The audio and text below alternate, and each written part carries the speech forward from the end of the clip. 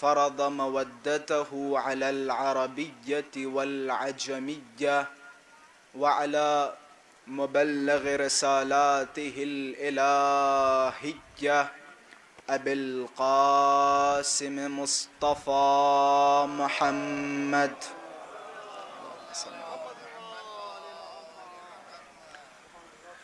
اللهم صل وسلم وزد وبارك على صاحب الدعوة النبوية والسولة الحيدرية والعصمة الفاطمية والحلم الحسنية والشجاعة الحسينية والعبادة السجادية والمآثر الباقرية والآثار الجعفرية والعلوم الكاظمية والحجج الرضوية والجود التقوية والنقابة النقوية والهيبة العسكرية الهيبة الإلهية الحجة القائمية.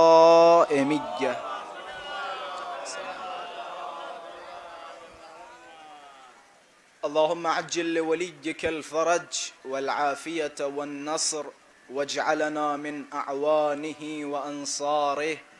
أما بعد، فقد قال رسول الله صلى الله عليه وآله وسلم: من مات ولم يعرف إمام زمانه مات میتة جاہلیہ. وجود نازنین ذی الجود امام الزمان عجل اللہ تعالی فرجہ الشریف کی سلامتی اور حضرت کے ظہور میں تعجیل، علماء کرام، فضلاء کرام، شیعیان حیدر کرار اور آپ سب اپنی سلامتی اور اہل خانہ کی سلامتی کے لیے بآواز بلند صلوات ہدیہ فرمائیں.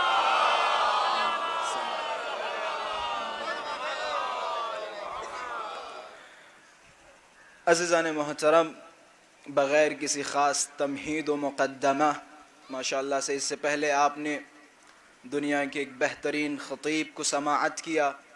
قبلہ کی خطابت، قبلہ کے الفاظ اور قبلہ کا بیان ماشاءاللہ سے آپ حضرات مجھ سے زیادہ بہتر اور مجھ سے زیادہ سنتے رہتے ہیں. مجھ سے بانیان مجلس نے تقریباً ایک فرمائش بھی کی ہے کہ والدین کے حوالے سے بھی دو چار جملے، اگرچہ میری خواہش کچھ اور تھی بیان کرنے کی، لیکن کیونکہ ایک فرمائش ہے تو اس فرمائش پہ عمل کرتے ہوئے ماں کے حوالے سے دو جملے آپ حضرات کی خدمت میں عرض کرتا چلوں. اور اتفاق سے یہ گرمی اور یہ دھوپ کا نکلنا اور یہ پسینوں کا بہنا اور ایک مجلس کے بعد دوسری مجلس کا ہونا، اس مشقت میں دوبارہ اسی تعداد میں فرش عزا پہ آنا، یہ کہیں نہ کہیں ماں کی تربیت کی طرف پلٹتی ہے. اچھا، ابھی جو افراد پہنچ گئے خیر پہنچ گئے، اور جو نہیں پہنچے انشاءاللہ آگے کے جملوں میں پہنچیں گے کہ قبلہ ماں کے حوالے سے کچھ بیان کیجئے.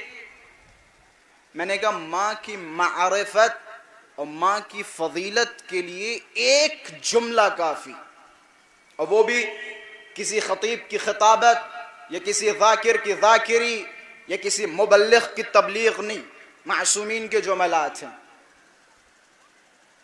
حضرت نے فرمایا سنو، آواز اگر تھوڑی سی کم کر دیں تو زیادہ بہتر رہے گا. صلوات پڑھے محمد و آل محمد پر.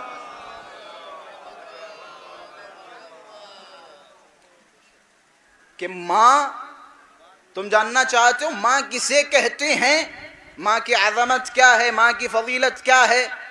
حضرت نے فرمایا سنو، جب بھی ہماری محبت کی ٹھنڈک اپنے دلوں میں محسوس کرو تو جاؤ اپنی ماں کا شکریہ ادا کرو، تمہاری ماں نے خیانت نہیں کی، کہ ماں نے خیانت نہیں کی۔ اچھا، محبت علی کے دعوے دار ہیں اور علی کا عشق لے کے پوری دنیا میں گھوم رہے ہیں، اور علی کا عشق یقیناً ایک چھوٹا سا لالچ بھی ہے۔ لالچ یہ ہے کہ صراط پہ علی کی محبت کام آئے گی، لالچ یہ ہے کہ جنت میں علی کی سفارش سے ہم داخل کر دیے جائیں گے، لالچ یہ ہے کہ علی کی محبت کے ذریعے خدا ہمارے نام اعمال سے گناہوں کو مٹا دے گا۔ یہ سارے لالچ ہیں۔ ظاہر سی بات ہے، ایک تو علی کی محبت فطری ہے، لیکن کہیں نہ کہیں کچھ لالچ بھی ہے علی سے محبت کا، کچھ فائدے بھی ہیں علی کی محبت کے۔ عجب نہیں، معصومین علیہم السلام فرماتے ہیں علی کی محبت کے فائدے ہیں، صراط پہ علی کی محبت کام آئے گی، قبر میں علی کی محبت کام آئے گی، حشر میں علی کی محبت کام آئے گی۔ لیکن تمہیں پتہ ہے اسی دنیا میں خدا نے تمہیں اس محبت کا ایک صلہ دیا ہے، تمہیں پتہ ہے وہ کیا ہے؟ کہ مولا کیا ہے؟ کہ جب بھی تم علی کی محبت اپنے دل میں محسوس کرو تو سمجھ جاؤ طیب الولادہ، تمہاری ولادت پاکیزہ ہے۔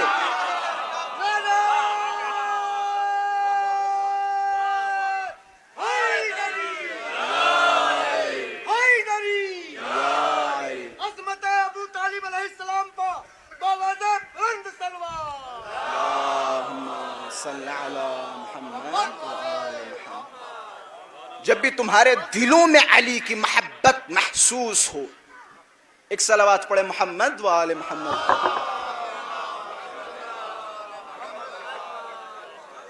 یہ مناسب ہو تو اس مائک کی آواز تھوڑی کم کر دیں، زیادہ ہے۔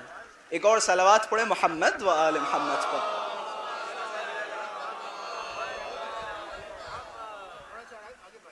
تھوڑا تھوڑا آپ حضرات آگے آتے چلیں تاکہ پیچھے والے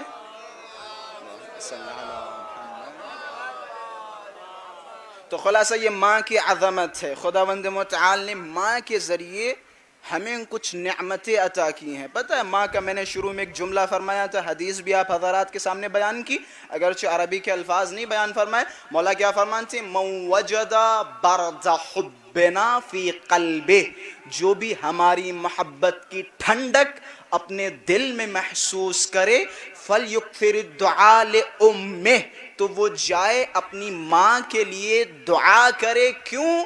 فَإِنَّهَا لَمْ تَخُنْ أَبَاهُ، کیونکہ تمہاری ماں نے تمہارے باپ کے ساتھ خیانت نہیں کی۔ جملے بڑے سخت ہیں، بڑے عجیب و غریب ہیں، اگر آپ غور کریں، دقت کریں، عجیب جملے ہیں کہ شکریہ ادا کرو کیونکہ اس نے خیانت نہیں کی۔ کیوں؟ کیونکہ روایت ماشاءاللہ سے اور احادیث اور فرمائشات معصومین ہم نے خوب سنے، یا علی لا یبغضک الا ولد الزنا، اے علی تم سے محبت، تم سے بغض نہیں رکھے گا مگر یہ کہ وہ ولد الزنا ہوگا، منافق ہوگا، مشرک ہوگا، یا وہ کہ جس کا حمل حالت حیض میں ہوا ہو۔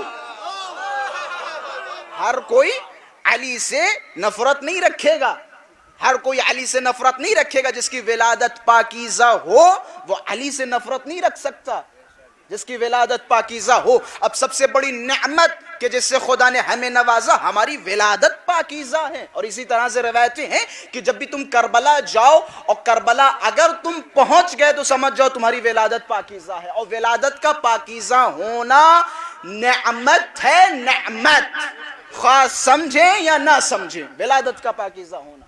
تو یہ عظمت ہے ماں کی۔ ماں کی طرف سے ہمیں سب سے پہلی نعمت ملی جب ہم گہوارے میں تھے، تو سب سے پہلا لفظ جو ہماری ماں نے ہمیں سکھایا وہ یا علی و یا حسین تھا۔ یہ ماں کی برکتیں ہیں۔ ایک صلوات پڑھے محمد و آل محمد پر۔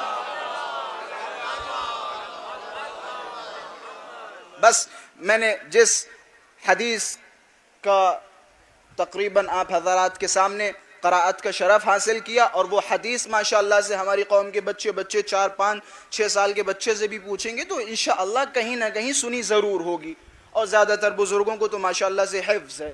حدیث کے ترجمے کی بھی کوئی ضرورت نہیں ہے، لیکن مجلس کا تقاضا، اس تقاضے پہ عمل کرتا چلوں۔ ہمارے یہاں بہت کم ایسی حدیث ہیں کہ جس پر طرفین متفق ہوں۔ بس ایک ایک جملے پہ غور کیجیے گا، انشاءاللہ میں زیادہ مقدمات کی طرف آپ کو لے کے نہیں جاؤں گا، صرف مطالب آپ حضرات کے سامنے بیان کروں گا، 40 سے 45 منٹ میں زحمت تمام انشاءاللہ۔ ہمارے طرف بہت کم روایتیں ہیں کہ جن پر طرفین متفق ہوں۔ طرفین سے مراد اہل سنت اور اہل تشیع، یعنی دونوں کا اتفاق ہو کہ بھائی یہ حدیث صحیح ہے۔ بہت کم ایسی احادیث ہیں۔ خیر، اس حدیث کا تعلق تقریباً انہی روایات میں سے ہے کہ جن پر طرفین متفق ہیں، یعنی اہل سنت کے اگر آپ روات اٹھائیں، اہل سنت کے ناقلین اٹھائیں، تو ان کا بھی ماننا ہے کہ یہ حدیث صحیح السند ہے، اس کی سند معتبر ہے، اس کا متن معتبر ہے، محل صدور کا بھی اعتبار ہے۔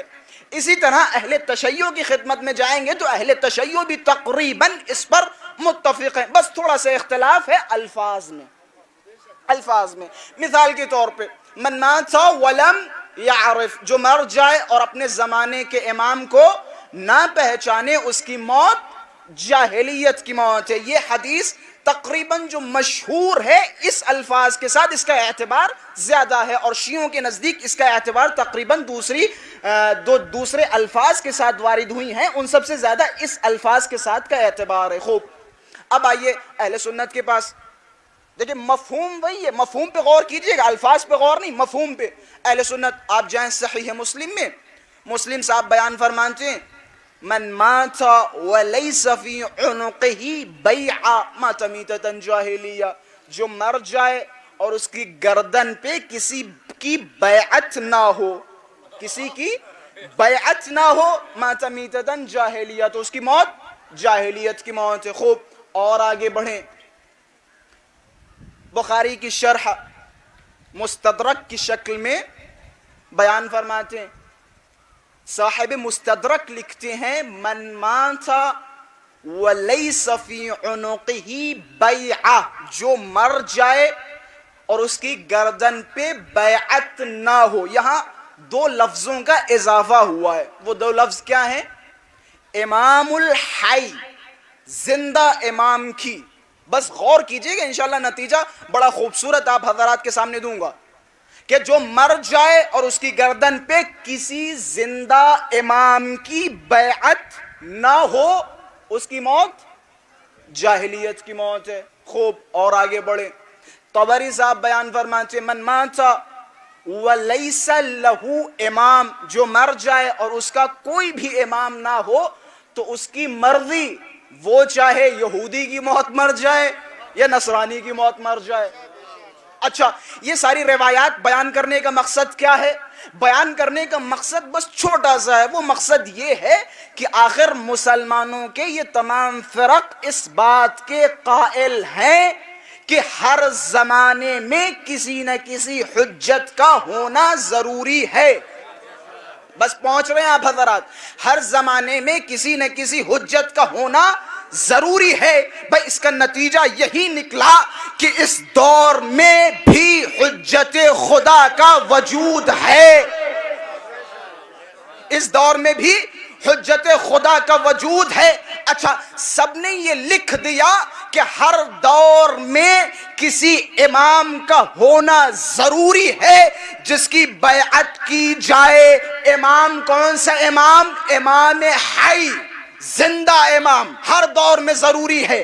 اب میں سوال یہ کروں گا، تمام مذہب اسلام، دین اسلام کے جتنے بھی مختصر چھوٹے یا بڑے جتنے بھی فرق ہیں، ان سب کی خدمت میں سوال، اور سوال یہ ہے کہ تم میں سے کتنے فرقے ہیں جس کا ماننا یہ ہے کہ ہمارا امام زندہ ہے؟ بھائی تم میں سے کتنے فرقے ہیں جس کا یہ ماننا ہے کہ ہمارا امام زندہ ہے؟ اب جب آپ یہ اعلان کریں گے تو اس اعلان کے بعد فقط و فقط ایک فرقہ کھڑا ہوگا، اور کھڑا ہونے کے بعد کہے گا ہمارا عقیدہ یہ ہے کہ اگر کوئی امام کی معرفت کے بغیر مر جائے تو اس کی موت کفر کی موت ہے۔ اس کی موت نفاق کی موت ہے۔ اب ہم نے جب یہ سنا تو ظاہر سی بات ہے سوال پیدا ہوا، اب ذرا بتاؤ تمہارے زمانے کا امام کون ہے؟ بتاؤ تمہارے زمانے کا امام کون ہے؟ بھائی ظاہر سی بات ہے جب تم نے احادیث نقل کی، حدیثیں نقل کی، اور تم نے اس بات کا اقرار کیا، اعتراف کیا کہ ہر دور میں کسی امام کا ہونا ضروری ہے، تو تمہارا امام کون ہے؟ اور ماشاءاللہ سے ابھی قبلہ بھی اشارہ فرما رہے تھے کہ خدا نے اپنی اس زمین کو بغیر حجت خالی نہیں چھوڑا۔ لولا الحج لساخت الارض باہلھا، اگر حجت خدا زمین پہ نہ ہوتی تو یہ زمین خراب ہو جاتی، دھس جاتی، تباہ و برباد ہو جاتی۔ بڑے خوبصورت الفاظ میں اپنی مجالسوں میں بارہا ان جملوں کو نقل کرتا رہتا ہوں، بیان کرتا رہتا ہوں۔ اگر مجھ سے کوئی سوال کرے، اور بارہا لوگوں نے سوال کیا کہ قبلہ وجود امام زمان پہ سب سے بہترین دلیل کیا ہے؟ بھئی غور کیجئے گا، امام زمان کس کا ذکر ہو رہا ہے؟ امام زمان کے، جس کے ساتھ ہمیں اور آپ کو محشور کیا جائے گا، کہ وجود امام زمان پہ سب سے بہترین دلیل کیا ہے؟ تو میں سمجھتا ہوں بچے بھی یہ دلیل یاد کر لیں۔ وجود امام پہ سب سے بہترین دلیل یہ ہے کہ آپ اپنی طرف مراجعہ کریں اور اپنے دل پہ ہاتھ رکھیں۔ اگر آپ کے دل کی دھڑکنیں بج رہی ہیں اور سانسیں چل رہی ہیں تو سمجھ جاؤ امام کا وجود ہے۔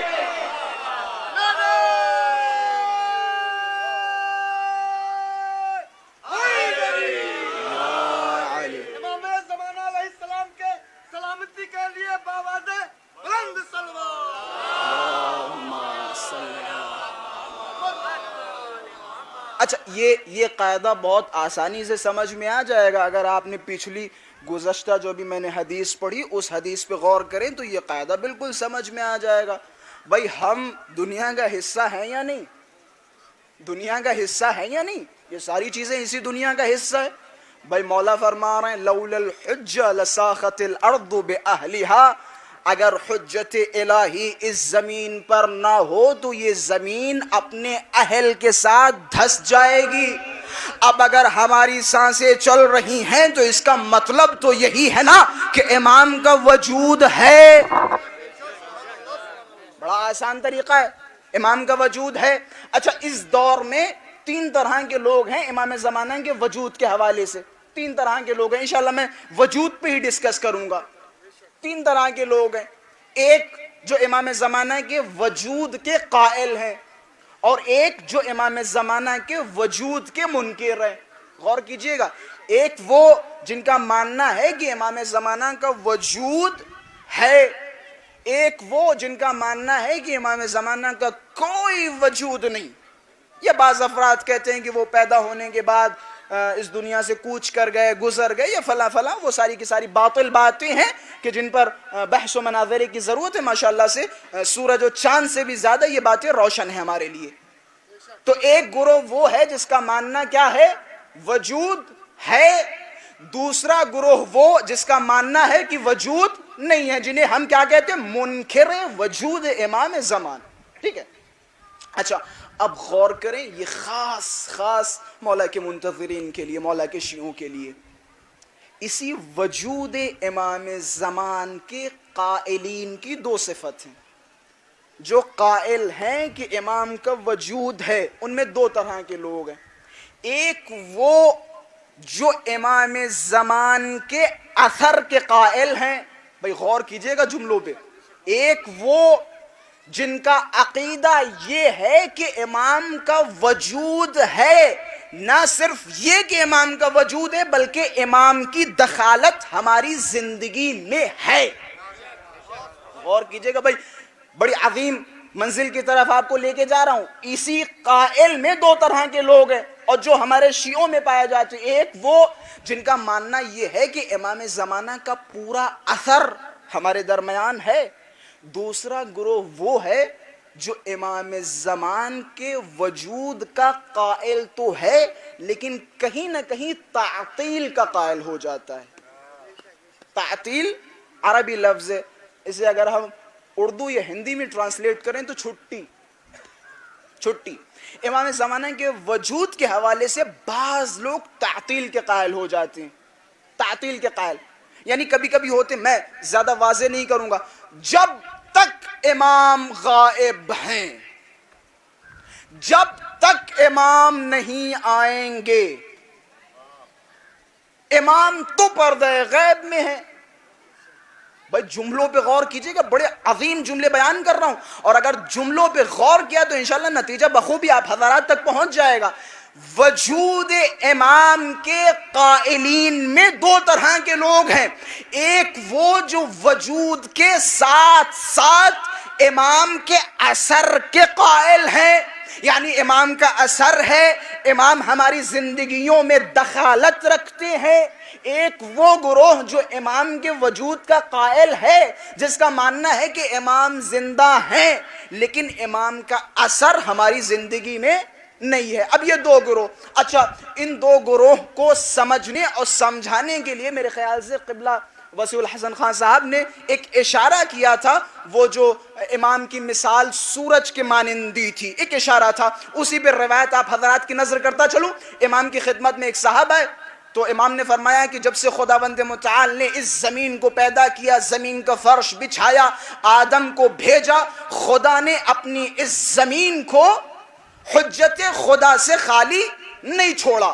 بس جملوں پہ غور کیجئے گا، جب سے خدا نے اس زمین کو پیدا کیا، آدم کو بھیجا، تب سے خدا نے اس زمین کو اپنی حجت سے خالی نہیں چھوڑا. اما ظاہر مشہور او غائب مستور، یا یہ کہ حجت خدا ظاہر ہے، مشہور ہے، یا غائب ہے، مستور ہے، پوشیدہ ہے. مولا نے کیا فرمایا؟ جب سے خدا نے اس دنیا کو پیدا کیا، خدا نے اپنی حجت، اپنے خلیفہ، اپنے ولی سے اس دنیا کو نہیں چھوڑا. یا یہ کہ وہ خلیفہ خدا، وہ حجت خدا ظاہر و مشہور یا غائب و مستور. مثلا پہلے امام کے زمانے میں اگر آپ جاتے اور جانے کے بعد اس زمانے کے لوگوں پہ اگر کوئی پریشانی آتی تو وہ کیا کرتے؟ دوڑتے ہوئے کس کے پاس جاتے؟ امام زمان کے پاس جاتے. ان کے زمانے کا امام کون ہے؟ علی ابن ابی طالب علیہ السلام. صلوات پڑھیں محمد وآل محمد پر. اس زمانے کا امام کون تھا؟ امیر المؤمنین. حجت خدا ظاہر ہے، مشہور ہے. اب ظاہر سی بات ہے، لوگوں پہ جو بھی پریشانیاں آئیں گی تو وہ اپنی حجت خدا کی خدمت میں جائیں گے اور سوالات کے جوابات طلب کریں گے. خوب. اچھا سائل بڑا ہوشیار تھا، بڑا چالاک تھا. سائل نے یہاں پہ اکتفا نہیں کیا جب مولا نے فرمایا کہ خدا کی حجت کا ہونا ضروری ہے، یا حجت خدا ظاہر ہو یا پوشیدہ ہو.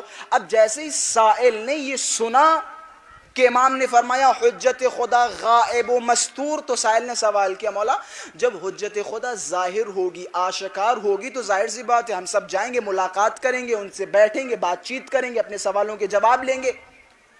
فَكَيْفَ يَنْتَفِعُ النَّاسِ بِالْحُجَّةِ الْغَائِبِ الْمَسْتُورِ، کہ مولا حجت خدا ظاہر و آشکار ہوگی تو سمجھ میں آتا ہے، لیکن جب اللہ کی حجت غائب ہوگی، پوشیدہ ہوگی، مستور ہوگی، فَكَيْفَ يَنْتَفِعُ النَّاسِ یا فَكَيْفَ يَنْتَفِعُونَ النَّاسِ، لوگ اس حجت سے فائدہ کیسے اٹھائیں گے؟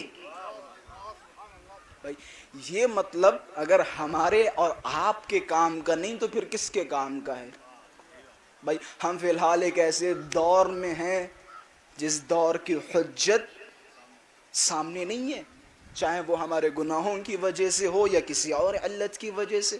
ہم ان سے ملاقات نہیں کر سکتے عمومی طور پر، ہم ان سے سوالات کے جوابات نہیں کر سکتے مستقلاً، اس کے لیے ایک بعض الگ شروط ہے. تو فرمایا مولا کیسے استفادہ کریں گے؟ تو مولا نے جملہ فرمایا، وسیع حسن خان صاحب نے تقریباً اس کی طرف اشارہ کیا تھا، اسی کو آپ حدیث کی شکل میں سنیں.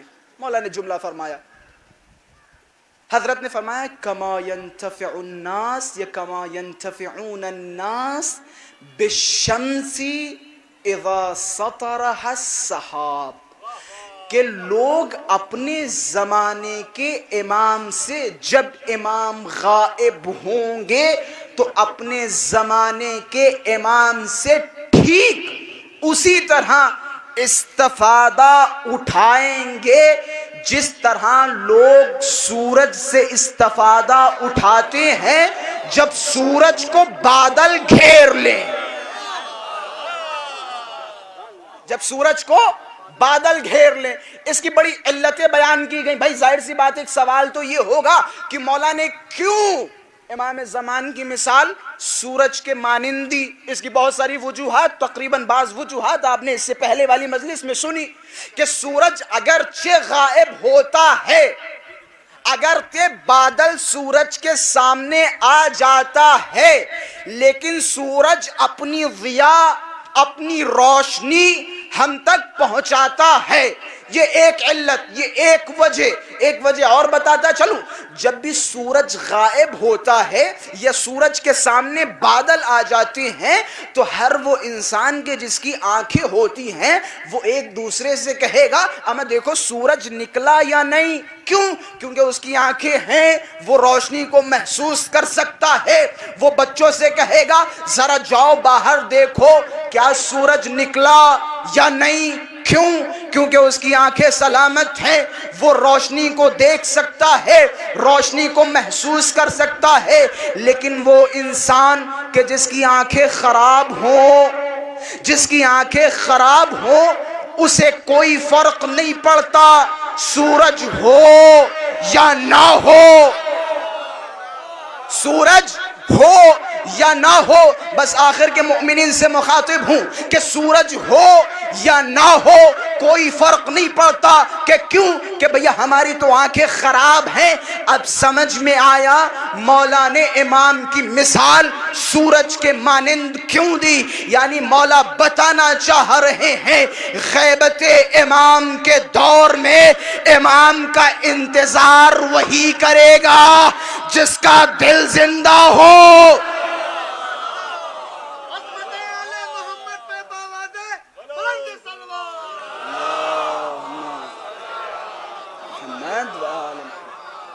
امام کا انتظار وہی کرے گا جس کا دل زندہ ہو. اب جس کا دل مر چکا، جو مردار ہو گیا، جس کی آنکھیں نہیں، جس کے پاس بصیرت نہیں، اس کے لیے برابر امام ہو نہ ہو. بھائی امام مؤمنین کے لیے آنکھوں کی ٹھنڈک ہے، کافرین کے لیے نہیں. اب ظاہر سی بات ہے امام کا انتظار کون کرے گا؟ مؤمن کرے گا. ایک صلوات پڑھے محمد و آل محمد. مجھے لگا کہ مائک والا تھوڑا سا ناراض ہے. میں گزارش ہے آواز تھوڑی کم کر دیں، زیادہ ہو رہی ہے آواز، مجھے خود تکلیف ہو رہی ہے. ایک صلوات پڑھے محمد و آل محمد پر. کم کر دیں آواز. جی جی ایک اور صلوات پڑھے محمد و آل محمد پر. تو خلاصہ امام زمانہ کے وجود کا انتظار کون کرے گا؟ وہ امام زمانہ کا انتظار کرے گا جس کا دل زندہ ہوگا. اب جس کا دل مر چکا ہو، جو مردار ہو چکا ہو، اس کے لیے امام زمانہ کا ہونا نہ ہونا برابر ہے. اب آپ خود محسوس کریں اور دیکھیں جو امام زمانہ کا انتظار کر رہا ہے، جس کے دل میں امام زمانہ کے لیے تڑپ ہے، جس کے دل میں امام زمانہ کے لیے عشق ہے، جو روز نمازوں میں اللہم عجل لولیک الفرج والعافیت والنصر کے نعرے لگا رہا ہے، سمجھ جاؤ اس کا دل زندہ ہے. اور جو بھی امام زمانہ کی یادوں سے غافل ہیں وہ جائیں پہلے اپنے دل کو زندہ کریں عبادتوں کے ذریعے. جب تک دل نہیں زندہ ہوگا تب تک امام کی محبت، امام کا عشق اور امام کے لیے تڑپ ہمارے دلوں میں زندہ نہیں ہو سکتی. ہم امام زمانہ عجل اللہ تعالی فرجہ الشریف کے حوالے سے جتنا ہو سکے بیان کریں، جتنا ہو سکے سنیں، اور جتنا ہو سکے امام زمان کے حوالے سے خود پڑھیں، خود مطالعہ کریں. امام زمانہ عجل اللہ تعالی فرجہ الشریف جیسا کہ آپ حضرات نے سنا، امام کو تقریباً جتنی بھی اہل بیت کی شخصیات تھی سب نے یاد فرمایا، اور ایسے ایسے طریقے سے یاد فرمایا عجیب و غریب، حیرت ہوگی. ایک صلوات پڑھے محمد.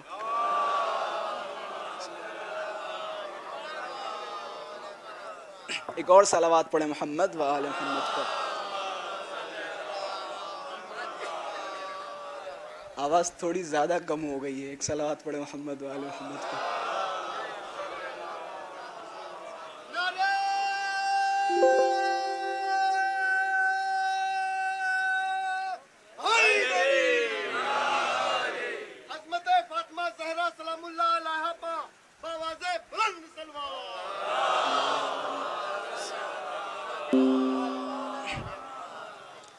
تو خلاصہ جب تک ہم امام زمانہ کے وجود کے حوالے سے مطالعہ نہیں کریں گے، جب تک ہم امام زمانہ کے وجود کے حوالے سے دقیق نہیں پڑھیں گے، تب تک انتظار نہیں ہوگا. مثال کے طور پہ فرض کریں کہ فلاں عالم کل آنے والا ہے آپ کی بستی میں، ظاہر سی بات ہے اس عالم کی بنسبت جتنی معرفت ہوگی اتنا زیادہ انتظار ہوگا. سمجھ رہے میرے جملوں کو؟ ایک وقت ہے کہ مثال کے طور پہ ایک ایسا عالم آ رہا ہے جسے آپ نہیں پہچانتے، ظاہر سی بات ہے اس کا انتظار کم ہوگا. لیکن ایک وقت ہے کوئی ایسا عالم آ رہا ہے کہ جسے آپ بہت اچھی طرح پہچانتے ہیں، جس کی مجلسیں بارہا سنتے رہتے ہیں، تو ظاہر سی بات ہے اس کا انتظار زیادہ ہوگا. تو اب کیوں آپ کے سامنے بار بار امام کے وجود پہ گفتگو ہو رہی، امام کی معرفت پہ گفتگو ہو رہی؟ اس کی علت یہ ہے کہ جتنا زیادہ ہم امام کے بارے میں جانیں گے اتنا زیادہ ہمارے دلوں میں امام کے لیے اشتیاق پیدا ہوگا، امام کے لیے تڑپ پیدا ہوگی. اور جب تک ہمارے دلوں میں اشتیاق نہیں ہوگا، تڑپ نہیں ہوگی، امام زمانہ کے دیدار سے ہم منور نہیں ہو سکتے. اپنے اندر تڑپ پیدا کریں. ایسے ہی نہیں خام خیالی خود بخود ایسے ہی بس امام زمانہ سے ملاقات ہو جائے، امام کے چہرے اقدس کو دیکھ لیں. نہیں آقا جان، ہمارے اندر تڑپ ہونا ضروری ہے، شدت ہونا ضروری ہے. بڑی آسانی سے لوگ کہہ دیتے ہیں قبلہ ہم بھی تو امام زمانہ سے ملنا چاہ رہے ہیں، پھر امام زمانہ سے ہماری ملاقات کیوں نہیں ہو رہی؟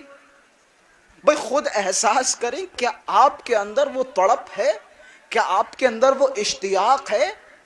شاید جملے آپ کے لیے سنگین نہ ہوں. ابھی آپ نے سنی روایت، امام صادق کیا فرماتے ہیں؟ لو ادرکتہ، اگر میں اپنے وقت کے امام زمانہ کو دیکھتا، امام آخر کو دیکھتا، لخدمتہ ایام حیاتی، زندگی کا ایک حصہ ان کی خدمت کرتا.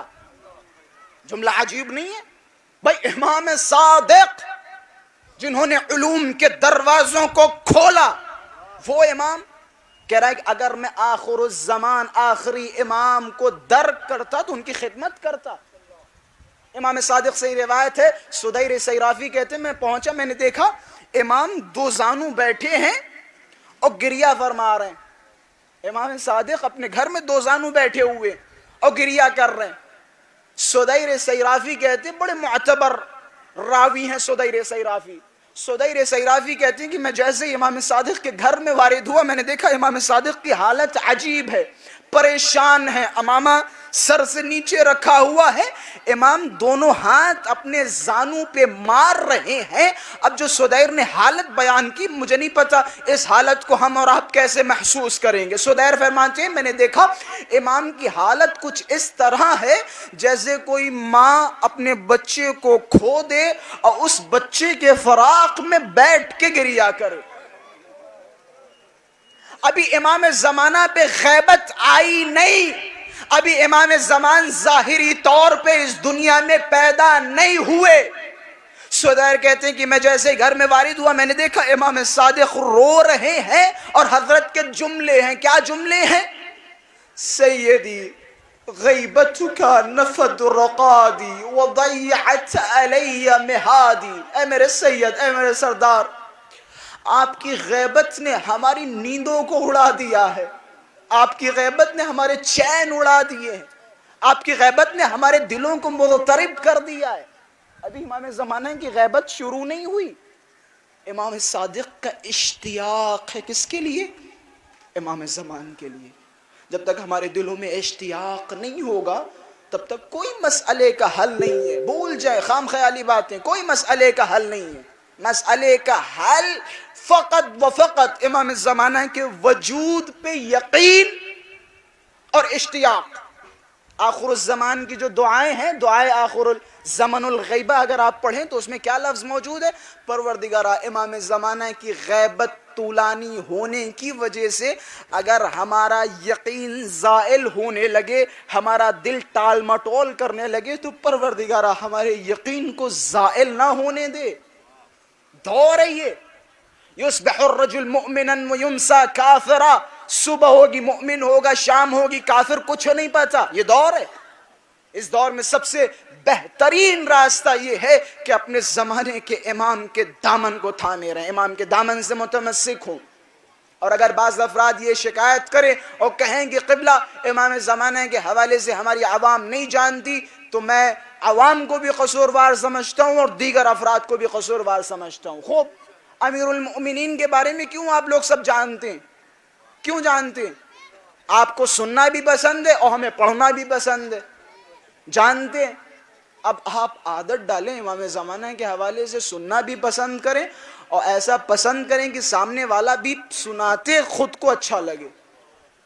یہ آپ کو ماحول بنانا ہے۔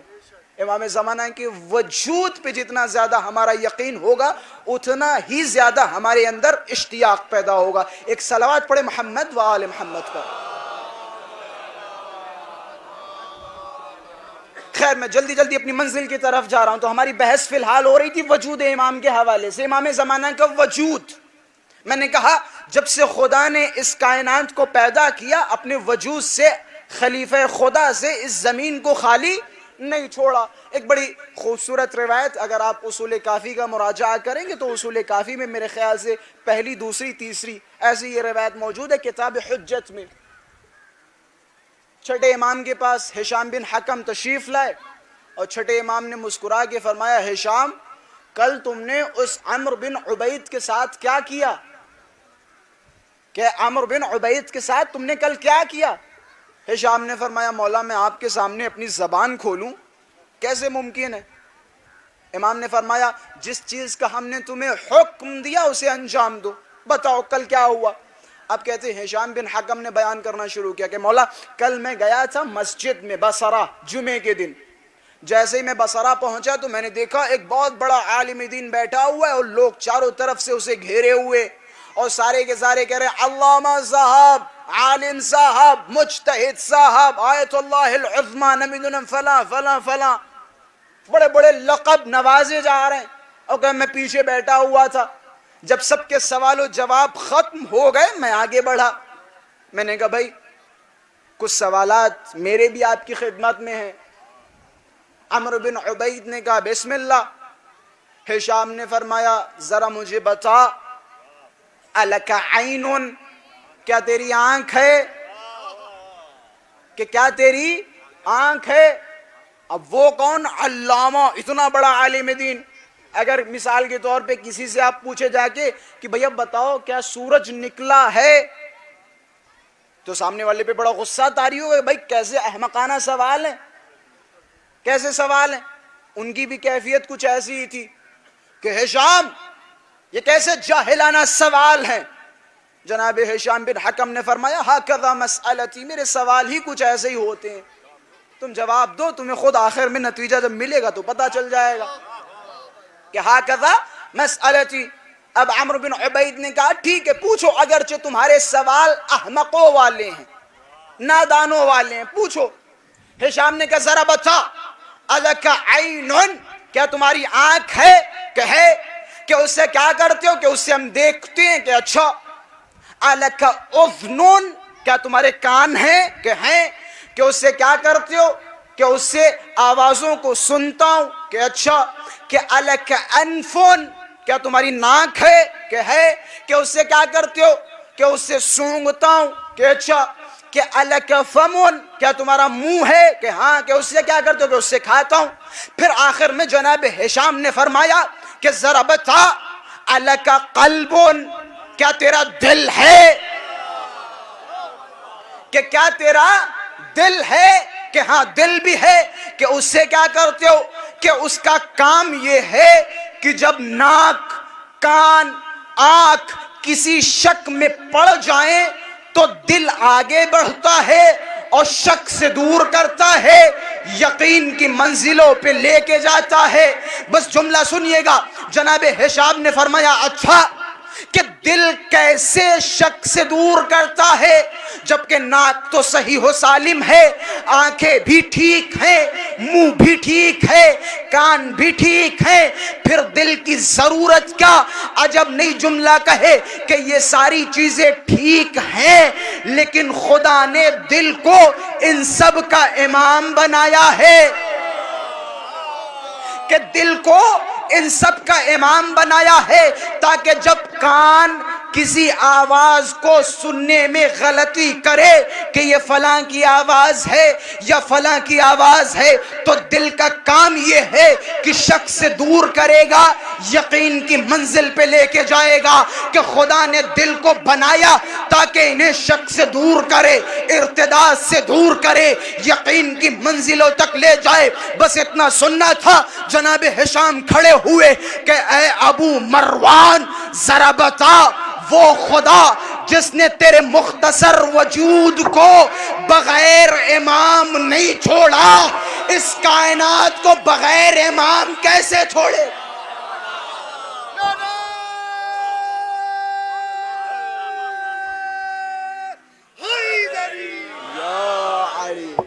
کہ تمہارے اس مختصر وجود کو خدا نے بغیر امام نہیں چھوڑا، دل کو امام بنایا۔ کیسے ممکن ہے کہ خدا اس کائنات کو بغیر کسی امام چھوڑ دے، بغیر کسی امام چھوڑ دے، اور اس کی معرفت تم پر واجب و لازم و ضروری بھی نہ ہو؟ امام کا ہر دور میں ہونا ضروری ہے، اور امام کے معرفت ہر دور کے لوگوں کے اوپر واجب و لازم و فرض ہے۔ اگر امام زمانہ کی معرفت کے بغیر، ایک حدیث جو سب سے سنگین ہے سمجھنے کے لیے، اگر کوئی انسان معرفت امام زمان کے بغیر اس دنیا سے چلا جائے تو اس کی موت کیسی ہے؟ جاہلیت۔ اچھا جاہلیت سے مراد ان پڑھ و گوار نہ سمجھیں، ایسا نہیں ہے۔ چھٹے امام سے جب کسی نے پوچھا مولا یہاں جاہلیت سے مراد کیا ہے تو حضرت نے فرمایا یہاں جاہلیت نہیں بلکہ زمانے جاہلیت، اور زمانے جاہلیت کیا تھا؟ کفر، نفاق، شرک۔ اب سمجھ میں آتا ہے اگر کوئی انسان امام کی معرفت کے بغیر اس دنیا سے چلا جائے تو اس کی موت کفر کی موت ہے، نفاق کی موت ہے، شرک کی موت ہے۔ اب وہ انسان کے جس کی موت کفر پہ ہوئی، جہنم کی مہر اس کے سینے پہ ہے، جہنم کی مہر اس کے سینے پہ ہے اگر کوئی انسان امام کی معرفت کے بغیر اس دنیا سے چلا جائے۔ ایک صلوات پڑھے مل جل کے محمد و آل محمد پر۔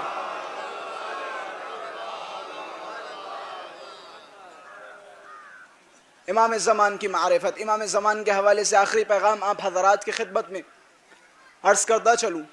آپ ماشاءاللہ سے مسلسل امام زمان کے حوالے سے جب بھی موقع ملتا ہے، اور تقریباً یہ ایام امام زمانہ سے ہی منسوب ہیں، اور ان ایام میں نے خود بند حقیر نے جو کچھ کوشش کی امام زمانہ کے حوالے سے بیان کیا۔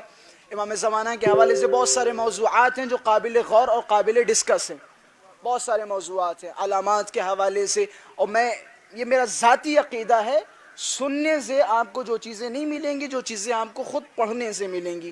اور میں بارہا یہ کہتا رہتا ہوں کہ اپنی معرفت اور اصول دین فقط و فقط مجلسوں پہ اکتفا نہ کریں، وإلا کوئی نتیجہ خاص نہیں نکلے گا۔ آپ خود مطالعہ کریں، خود پڑھیں، اور پھر مجلسوں میں آگے سنیں تو آپ کو بھی مزہ آئے گا، لذتیں ملیں گی، لذتیں ملیں گی۔ اگر آپ کو امام زمانہ کے وجود کا مطالعہ کرنا ہے، امام زمانہ کے وجود پہ یقین کرنا ہے، اور میرا دعویٰ ہے جس انسان کا امام زمانہ کے وجود پہ عقیدہ ہے وہ انسان منتظر ہے۔ شاید جملہ خوب سمجھ میں نہ آیا ہو لیکن غور کیجئے گا جا کے، جس انسان کا عقیدہ امام کے وجود پہ ہے وہ امام کا منتظر ہے۔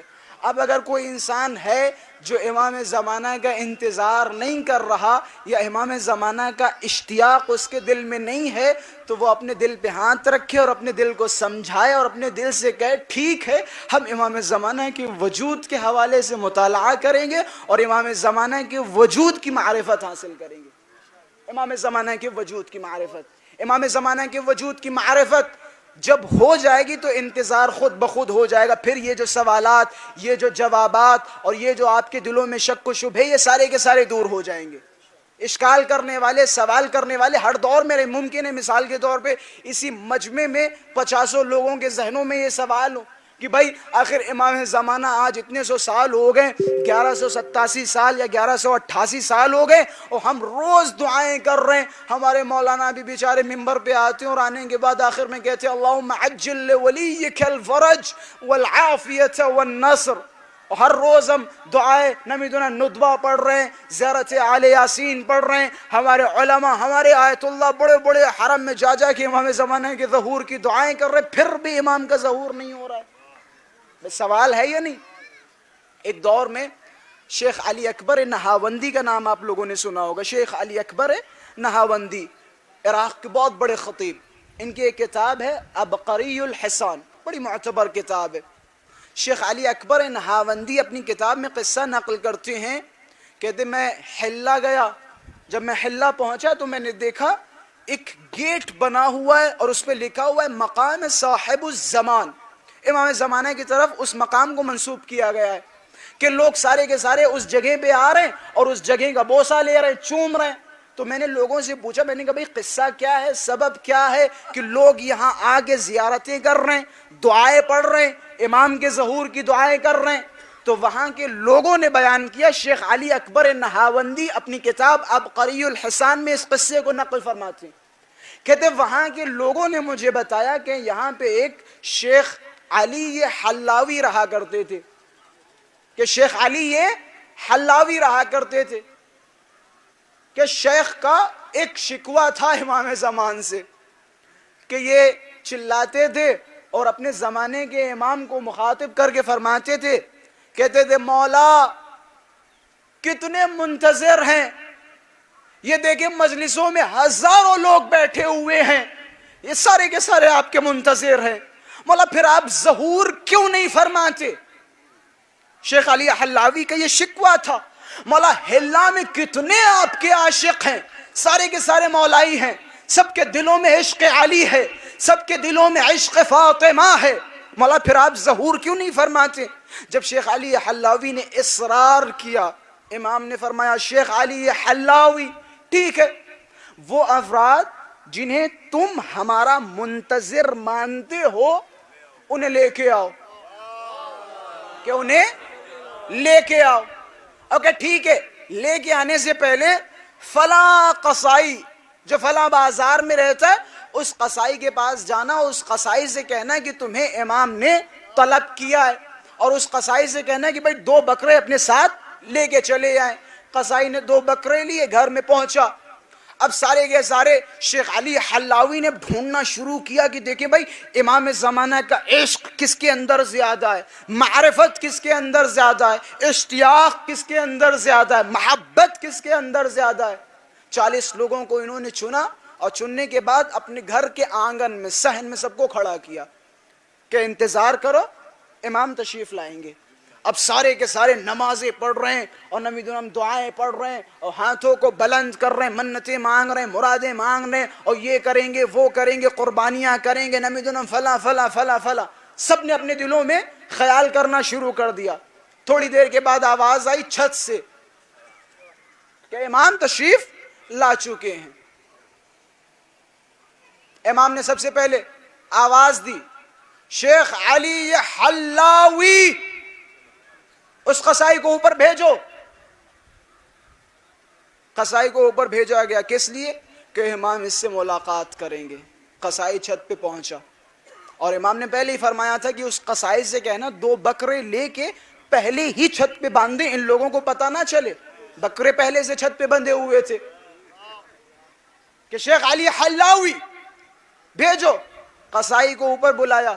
امام کے چہرے منور کو جیسے ہی دیکھا، قصائی محب مولا تھا، منتظر تھا مولا کا، ہاتھوں کو چوما، آنکھوں میں اشک جاری ہوئے. مولا نے فرمایا جاؤ بسم اللہ، ایک بکرے کو ذبح کر دو. قصائی نے بسم اللہ الرحمن الرحیم ایک بکرے کو ذبح کیا. اب جیسے ذبح کیا تو پرنالے سے خون گرنا شروع ہو گیا. اب بھائی جیسے ہی خون گرنا شروع، اب مثال کے طور پہ یہاں اچانک خون گرنے لگے تو ظاہر سی بات ہے سب کے ذہنوں میں سوال آئیں گے کہ بھائی کیسا خون ہے، کہاں سے آیا کہاں سے نہیں. اور اگر ہمیں پتہ ہو کہ ابھی ایک آدمی چڑھ کے اوپر گیا تو ہم یہی سمجھیں گے اسی آدمی کو مار دیا گیا. ایسے ہی کچھ ہوا جب قصائی چھت پہ گیا اور پرنالے سے خون نکلنے لگا. وہ افراد جو امام زمانہ سے ملاقات کے لیے آئے ہوئے تھے، اب جیسے ہی پرنالے سے خون گرتا ہوا دیکھا آپس میں چیمی گوئیاں ہونے لگی کہ ایسا تو نہیں امام زمان نے اسے مار دیا. ابھی صرف چیمی گوئیاں ہو رہی ہیں، دلوں میں ڈر پیدا ہو رہا ہے، ہمتیں ٹوٹ رہی ہیں. پھر آواز آئی شیخ علی حلاوی تم آؤ. شیخ علی حلاوی اوپر پہنچے، قصائی کی طرف مخاطب ہوئے مولا، فرمایا جاؤ اس دوسرے بکرے کو بھی ذبح کر دو. اب جیسے ہی دوسرے بکرے کو ذبح کیا گیا پرنالے سے خون ٹپکنا شروع ہوا. وہ افراد جن کے دلوں میں شک تھا ان کی شک یقین میں بدل گئی، اور تھوڑی دیر کے بعد امام نے کہا شیخ علی حلاوی اب تم نیچے جاؤ اور سب سے کہو امام تم سب سے ملنے کے لیے آ رہے ہیں. اب جب شیخ حلاوی نیچے پہنچے تو وہاں کوئی نظر نہیں آ رہا، کوئی نظر نہیں آ رہا. اس قصے میں بعض اوقات جب اس قصے کو پڑھا جاتا ہے تو ظاہر سی بات ہے چہروں پہ مسکراہٹ بھی آتی ہے، لیکن اسی قصے کو جب ایک سنگینی سے سوچا جائے تو آنکھوں میں اشک بھی آتے. شیخ علی حلاوی اوپر چڑھے، ہاتھوں کو مولا کے سامنے ہاتھوں کو جوڑا کہ مولا مجھے معاف کر دے. مولا میں بار بار آپ سے کہہ رہا تھا نا مولا کیوں ظہور نہیں فرما رہے. میں شکوہ کر رہا تھا، میں ضد کر رہا تھا مولا. میرا ماننا یہ تھا کہ سارے کے سارے آپ کے محب ہیں، سارے چاہنے والے ہیں، سارے منتظر ہیں. پھر ایک جملہ فرمایا اور صاحب عبقری الحسان نے اپنی کتاب میں نقل کیا. شیخ علی حلاوی نے امام زمان کو مخاطب کیا اور فرمایا کہ مولا مجھے نہیں پتا تھا آپ اتنے غریب ہیں.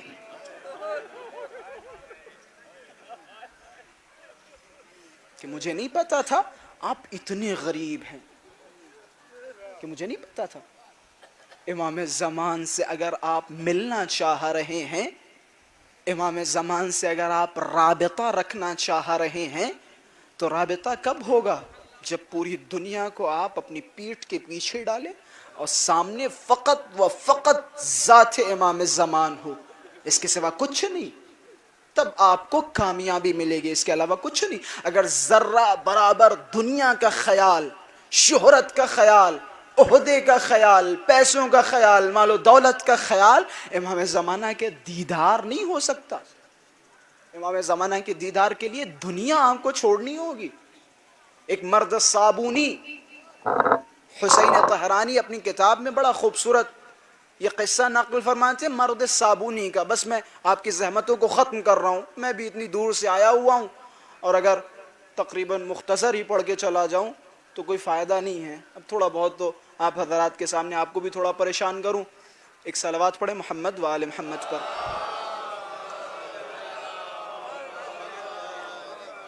تقریباً میری بھی ایک عادت ہو گئی ہے، میں بھی تقریباً ایک عرصے سے مسلسل خطابت کر رہا ہوں، تو ایک ہنر مجھ میں یہ بھی آ گیا ہے خود بخود کہ سامعین کے چہروں سے اندازہ لگا لیا جاتا ہے کہ سامعین بیدار ہیں یا سو رہے ہیں.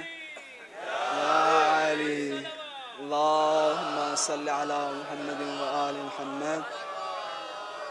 میں آخر میں کہنے یہی جا رہا تھا کہ ماشاءاللہ سے آپ کے چہروں سے یہ نہیں لگ رہا ہے کہ آپ دوسری مجلس میں بیٹھے ہیں. مجھے بڑی خوشی ہو رہی ہے اور اس تعداد میں دوسری مجلس میں شرکت اور اس سماعت و بیداری کے ساتھ پروردگار آپ سب کو سلامت رکھے. آپ سب اپنی سلامتی کے لیے صلوات پڑھیں محمد و آل محمد پر.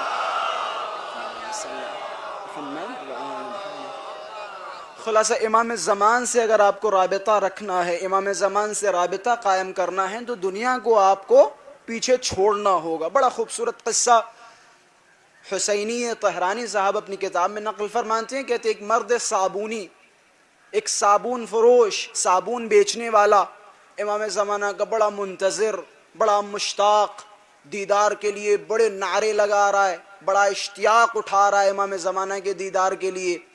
اس کے دل میں حسرت ہے، خواہش ہے، پروردگارا ایک نظر امام زمانہ کے وجود مبارک سے عنایت فرما، صرف ایک نظر امام زمانہ کے چہرے کو دیکھ سکوں. ایک خواہش ہے، حسرت ہے. حسرت کا ہونا بھی بڑی عبادت ہے. خدا کی قسم وہ افراد جن کے اندر امام زمانہ سے ملنے کی حسرت ہے وہ لوگ کوئی کم اور ہلکے نہیں ہیں، بڑے عظیم لوگ ہیں. یہ جملہ بھی میں نے بڑی ذمہ داری سے کہا ہے، اور اگر نہ مانے تو اپنے دلوں پہ ہاتھ رکھ کے اپنے آپ سے پوچھ لیں کہ آپ میں سے کتنے ایسے ہیں کہ جنہوں نے ایک حسرت کی ہو امام زمانہ سے ملاقات کی. کتنے ایسے ہیں جنہوں نے حسرت کی ہو، جنہوں نے خواہش کی ہو پروردگار امام زمانہ کی زیارت سے ہمیں مشرف فرما. شیخ حسین طہرانی فرماتے مرد صابونی، صابون بیچنے والا آدمی امام زمانہ کے دیدار کا مشتاق، روز گریا کر رہا ہے پروردگار امام زمانہ کے دیدار سے مشرف فرما. کہتے ہیں ایک دن ایک صاحب ان کی دکان پہ آئے اور آنے کے بعد کہ تم امام زمانہ سے ملنا چاہ رہے ہو؟ کہ بہت دنوں سے امام زمانہ کی زیارت کا مشتاق ہوں. ہاتھ پکڑا کہ بسم اللہ آؤ میرے ساتھ، میں تمہیں تمہارے امام کے پاس لے کے چلتا ہوں. یہ مرد صابونی ان کے ساتھ چل دیا. اب جیسے ہی چلا راستے میں ایک دریا پڑی کہ بسم اللہ، کہ دریا پہ کیسے نکلیں. ہاتھ میں ایک پرچی دی اور فرمایا جس سے ملاقات کے لیے جا رہے ہو اس کا نام اپنی زبان پہ لے کے آؤ. بھائی مہدی بھی تو اسم اعظم ہے یا نہیں؟ مہدی بھی اسم اعظم ہے کہ جس سے ملاقات کے لیے جا رہے ہو اس کا نام اپنی زبان پہ دہراؤ. انہوں نے پانی پہ چلنا شروع کر دیا. اچانک سے تیز بارش ہونے لگی، تیز شدید بارش ہونے لگی. اب جیسے شدید بارش ہوئی وہ صاحب، وہ مرد صابونی جو سالوں سے امام کا مشتاق ہے، میں نے جملہ کہا تھا امام سے اگر ملنا چاہ رہے ہو تو دنیا اپنے پیچھے ڈالو پھر امام تک پہنچ سکتے ہو. وہ مرد صابونی امام سے ملنے جا رہا ہے. اب جیسے تیز بارش ہونے لگی اس کے ذہن میں ایک خیال آیا. کیسا خیال؟ کہ اما ہم نے تو صابون اپنی چھت پہ ڈال رکھے اور بارش اتنی تیز ہونے لگی سارے صابون گل کے پرنالے کے ذریعے زمین پہ گر جائیں گے. اب جیسے یہ خیال کیا، ملنے کس سے جا رہا ہے؟ کائنات کے بادشاہ سے. خیال کس کا؟ صابون کا. اب جیسے ہی خیال کیا فوراً ڈوبنے لگا. اب جیسے یہ ڈوبنے لگا وہ آدمی جو ان کا مصاحب تھا اس نے انہیں باہر نکالا، اور نکالنے کے بعد کہ مجھے نہیں پتا تم اچانک ڈوبنے کیسے لگے جبکہ تم نے تو مہدی کا نام اپنی زبان پہ دہرایا تھا. فرض یہ تھا کہ تم آہستہ آہستہ اس دریا کو عبور کرتے، پار کرتے، پھر تم گر کیسے گئے؟ عجب نہیں وہ خود بیان کرے کہ میرے ذہن میں صابون کا تصور آیا تھا اور میں فوراً گرنے لگا. اب جب یہ دریا کے اس پار پہنچے تو ان کے جو ساتھی تھے جو انہیں امام زمان کے پاس لے کے جا رہے تھے انہوں نے کہا کھڑے ہو، میں امام کے پاس جاتا ہوں، امام سے اجازت طلب کرتا ہوں، اگر امام نے اجازت دی تو میں تمہیں امام کے پاس لے کے چلوں گا. اب جملہ سنیے اور میرے اس جملے کو یاد رکھیے گا جو میں نے شروع میں کہا تھا، اگر امام تک پہنچنا ہے تو دنیا کو چھوڑنا ہوگا. اب جیسے ہی امام زمان کے پاس پہنچے اور پورا قصہ بیان کیا کہ مولا فلاں آدمی آپ کا مشتاق ہے، آپ کے دیدار کا مشتاق ہے اور آپ سے ملنے کے لیے یہاں تک آیا ہے. عجب نہیں امام زمان نے جیسے ہی سنا اور جملہ فرمایا کہ جاؤ ردوہ فَإِنَّهُ رَجُلٌ صَابُونِيٌّ، جاؤ اسے واپس کر دو. وہ انسان کہ جس کی فکر، جس کا ذہن صرف ایک صابون تک محدود ہو وہ امام سے ملاقات کے لائق نہیں.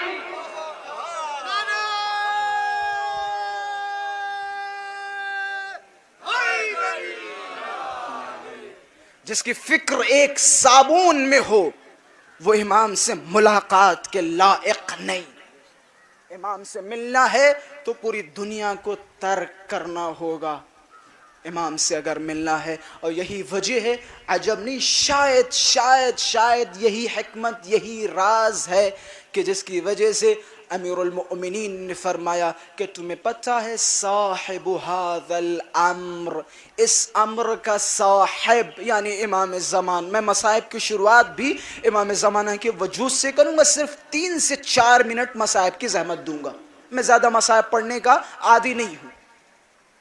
شاید یہی وجہ ہے امام نے جملے فرمائے امام زمانہ کے حوالے سے. میں نے اپنی زندگی میں، خدا نے مجھے یہ شرف دیا، میں نے مختلف جگہوں سے امام زمانہ کی غربت کا پہلو بیان کیا، مختلف ممبروں سے. یہ خدا نے مجھے شرف دیا ہے. امام زمانہ کی غربت، امام زمانہ کی تنہائی. پہلے امام فرماتے ہیں صاحب ھذا الامر الشرید الفرید الطرید الوحید. میں سارے جملوں کا ترجمہ آپ کی خدمت میں نہیں بیان کروں گا، شرح نہیں کروں گا، بس 2 جملے. کس کی صفت؟ امام زمان کی صفت. کیا فرماتے ہیں؟ صاحب ھذا الامر الطرید الوحید. یہ 2 جملے. ایک، وحید ہے اس امر کا صاحب یعنی امام زمان، وحید ہے، طرید ہے.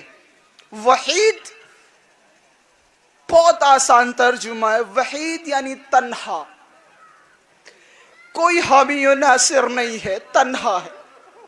اس زمانے کا امام تنہا ہے. ایک جملہ. دوسرا جملہ، میں بڑی جسارت کے ساتھ اس جملے کا ترجمہ کر رہا ہوں، مجھے معاف کیجئے گا. اس امر کا صاحب کیا ہے؟ تک تنہا ہے، وحید ہے. دوسرا جملہ الطرید. طرید کا مطلب پتہ ہے؟ جسے طرد کر دیا جائے، جسے نکال دیا جائے. عجب نہیں، مولا بتانا چاہتے ہیں، مولا کے چاہنے والوں نے، ہم نے اپنے زمانے کے امام کو اپنے دلوں سے نکال دیا ہے، اپنے دلوں سے نکال دیا ہے. چاہے وہ اپنے اعمال کے ذریعے ہو یا حرکات و رفتار و گفتار کے ذریعے ہو. کہ پتہ ہے امام زمانہ پہ ایسا نہ ہو کہ روز محشر تم بھی انہی میں شمار ہو جو امام زمانہ کو رلاتے ہوں. آپ نے حدیثیں سنی ہوں گی، اگر کوئی انسان معصوم کے چہرے پہ مسکراہٹ کا سبب بنے تو اس کے اوپر جنت واجب ہے. اگر کسی انسان جو سبب بنے معصوم کی مسکراہٹ کا، اب ذرا بتاؤ اگر کوئی انسان جو معصوم کے گریے کا سبب بنے، نہ جانے خدا کیسے معاف کرے گا. روز شب جمعہ روایتوں کے جملے ہیں، ہم سب کے نام اعمال امام کی خدمت میں جاتے ہیں، امام ہمارے نام اعمال کو دیکھتے ہیں. اگر نام اعمال اچھے ہوتے ہیں تو امام کے چہرے پہ مسکراہٹ ہوتی ہے، اور اگر نام اعمال خراب ہوتے ہیں تو امام کی آنکھوں سے اشک بہتے ہیں. میں صرف ایک جملہ کہوں گا، اے میرے چاہنے والوں، اے مولا کے چاہنے والوں، اے مولا کے عاشقوں، اے امام زمانہ کے منتظرین، ہمارا کوئی بھی عمل ایسا نہ ہو جو امام زمانہ کے گریے کا سبب بنے. بس میں نے ختم کیا. ماں کی مجلس ہے، ماں کے مصائب کے لیے بھی کہا گیا. کربلا کی کچھ مائیں ایسی ہیں جن کا ذکر مسلسل سنتے رہتے ہیں. ایک ماں وہ ہے جس نے 6 ماہ کے بچے کی قربانی دی، اور جب وہ بچہ قربان ہو گیا، مدینے پہنچی، شام پہنچی، کوفہ پہنچی، جب بھی اس کے سامنے پانی آتا تھا تو وہ بی بی اپنے سینے پہ ہاتھ مارتی تھی اور چلاتی تھی، ارے میرے اصغار، یہ ماں تیرے بغیر پانی کیسے پیے؟ جبکہ تیرا بابا ہاتھوں پہ لیے چلاتا رہا، اگر یہ حسین قصوروار، اس بچے کا کیا قصور؟ کہ کبھی پانی نہیں پیا، ایک ماں۔ دوسری ماں آپ کو سننا ہے، کربلا کی دوسری ماں وہ ہے جب مدینے سے روانہ ہوئی، حسین کے قافلے سے ملحق ہوئی، جناب عبداللہ دوڑتے ہوئے آئے، دو ننھے ننھے بچے زینب کے حوالے کیے اور فرمایا زینب دیکھو میں بیمار ہوں، میں لاغر ہوں، میں ضعیف ہوں، میں خود تو نہیں جا سکتا، لیکن یاد رکھو جب بھی حسین پہ وقت آئے تو میرے ان دو ننھے ننھے پھول جیسے بچوں کو حسین پہ قربان کر دینا۔ بس جملہ سنیے گا، جناب زینب نے کربلا ان دونوں بچوں کو لے گئیں، لے جانے کے بعد جب امام حسین پہ وقت آیا دونوں بچوں کو سوارا، دونوں بچوں کو سنبھالا اور سنبھالنے کے بعد ذوالجناح گھوڑے پہ سوار کیا، میدان کارزار کی جانب بھیج دیا۔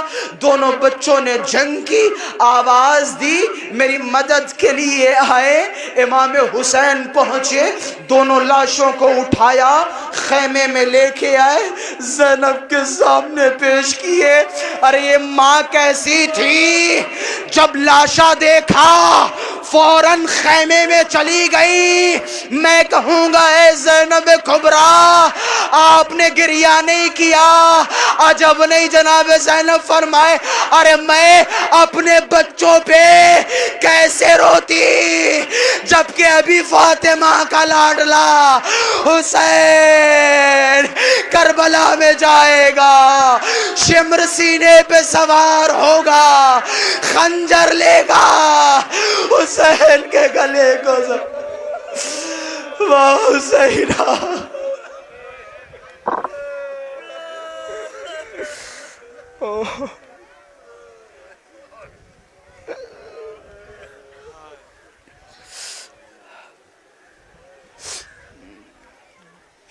الا لعنت اللہ علی القوم الظالمین، انا للہ وإنا إليه راجعون، رضا بقضائه وتسليما لأمره۔